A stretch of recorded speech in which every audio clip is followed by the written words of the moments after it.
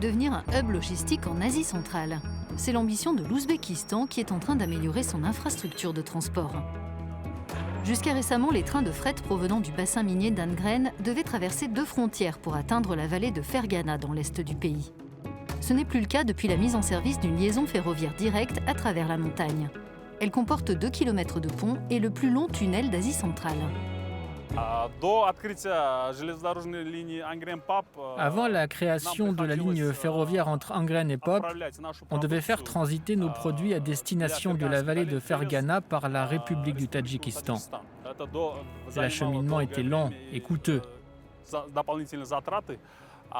L'ouverture du tunnel de Kamchik a permis de multiplier le volume de nos expéditions vers cette vallée.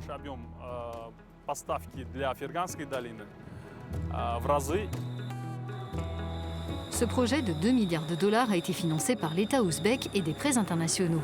Le tunnel a lui été construit par le China Railway Tunnel Group.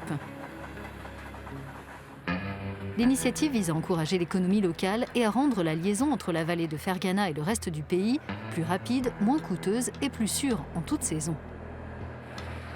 En investissant des milliards dans la construction de nouvelles infrastructures ferroviaires et routières ces dernières années, l'Ouzbékistan veut plus largement créer des corridors de circulation performants à travers l'Asie centrale et à long terme permettre la création de jonctions directes avec des ports maritimes qui faciliteront l'accès aux marchés internationaux. Évidemment, la tâche la plus importante pour l'Ouzbékistan consiste à ouvrir des routes vers les ports maritimes en utilisant le mode de transport le plus économique, à savoir le rail. Ce n'est pas un hasard si plus de 7 milliards de dollars américains ont été investis et 2500 km de voies ferrées construites en Ouzbékistan ces dernières années. L'un des 2 seuls pays doublement enclavés au monde, l'Ouzbékistan a construit une ligne ferroviaire en direction de Mazar-e-Sharif en Afghanistan et coopère avec d'autres nations pour la prolonger vers le golfe Persique et l'océan Indien. Fin septembre, aux Nations Unies, le président ouzbek Shavkat Mirziyoyev a proposé d'établir un centre dédié au développement des transports et des communications en Asie centrale.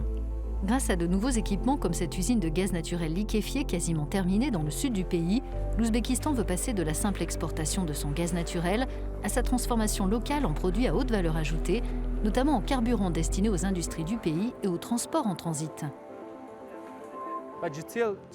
La technologie du gaz naturel liquéfié, ou GTL, permet de transformer le gaz naturel pré-traité issu de nos gisements, à savoir le méthane, en carburant liquide de synthèse respectueux de l'environnement.